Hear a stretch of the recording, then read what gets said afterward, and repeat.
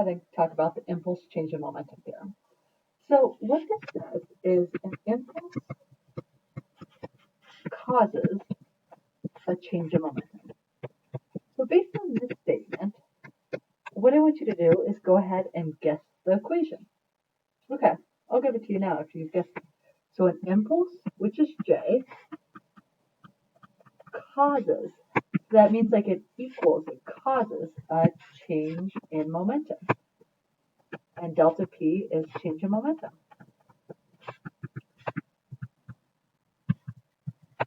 Cool. So this is the impulse change in momentum theorem.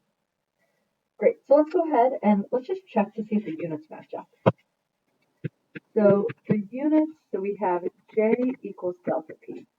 So impulse we know is force times change in time. So this is what? Force times delta T, which is Newton seconds. We know the units of momentum, so momentum is what?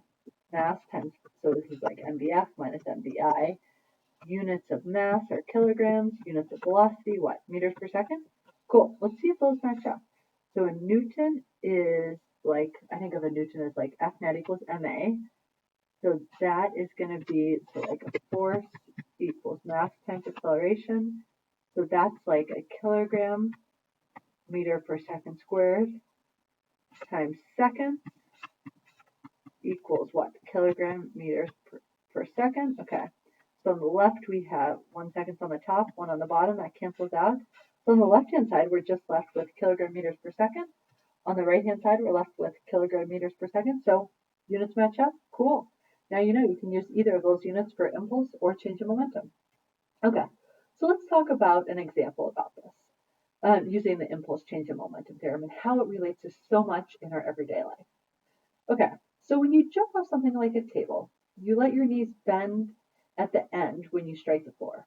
So use the words momentum, impulse, force, and time, and explain why you would do this. Okay, so let's look at this. So bend knees, and then let's look at no knee bend.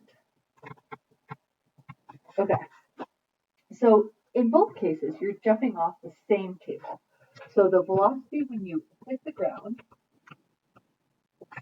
equals the same. So in both cases, the velocity when you hit the ground is going to be the same. That is going to be the same velocity that you hit the ground.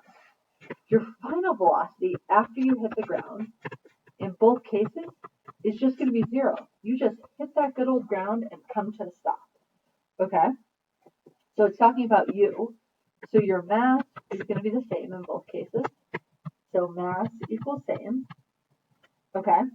So if your mass, your initial velocity when you hit the ground, and your final velocity are all the same, that means your change of momentum, which is your what? MBF minus MBI, is going to be the same in both cases. Because again, you hit the ground with the same speed, and you eventually come to a stop in the exact same case in both cases, and your mass is the same. Okay, so change of momentum is the same. Interesting. Okay, so if we know change of momentum is the same, what else is the same? Oh, so cool, using this good old theorem. If your change of momentum is the same, that means your impulse is the same in both cases. So this is going to be the same in both cases. Okay. So, okay, let's talk about one last. Okay. So, when you bend your knees, that increases the time it takes to slow down. So delta T is going to be bigger, while in the case if you don't bend your knees, it's going to be real short for it to slow down. So because of that, we know that the impulse is the same in both cases. Okay, an impulse is force times time. If you bend your knees, you are going to have a big time. If you don't bend your knees, you are going to have a short little time.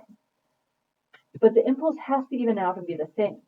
So in the case when you bend your knees, you're going to have a shorter force. While if you don't bend your knees, a smaller force if you bend your knees. While if you don't bend your knees, you are going to have a big force. So it all kind of even out overall. So the impulse is the same for the cases of so many things.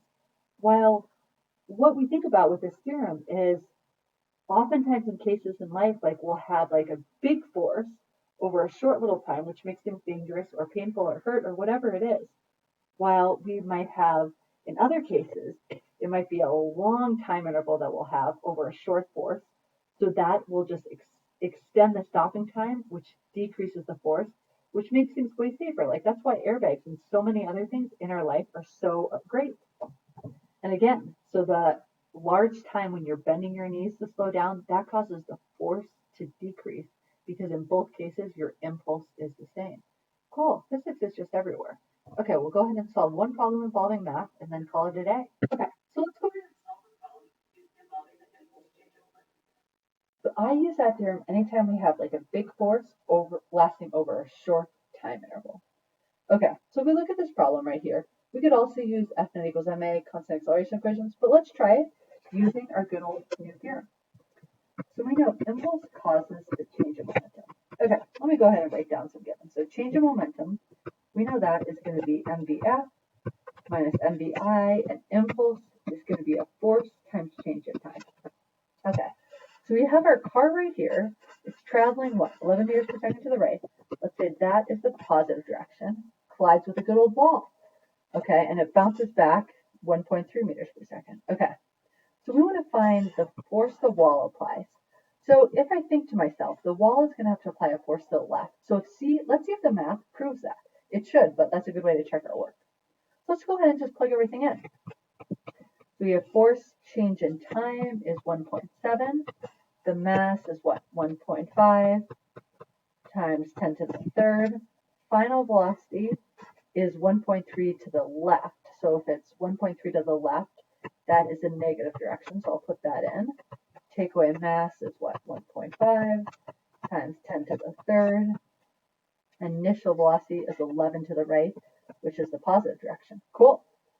So let's go ahead and do some good old math. On the right-hand side, I get negative 18,450. And again, the units could be kilogram meters per second or Newton seconds. Okay, and then on the right, we have F times 1.7. Do last little step, divide both sides by 1.7. And I am getting the force to be negative 10,852 newtons. Cool. So again, we thought in the beginning that the force of the wall on the car has to be to the left. In this case, the math proves that it is because it's a negative sign. Oh, cool. Physics always works out. Just love that. Awesome. Thanks for watching.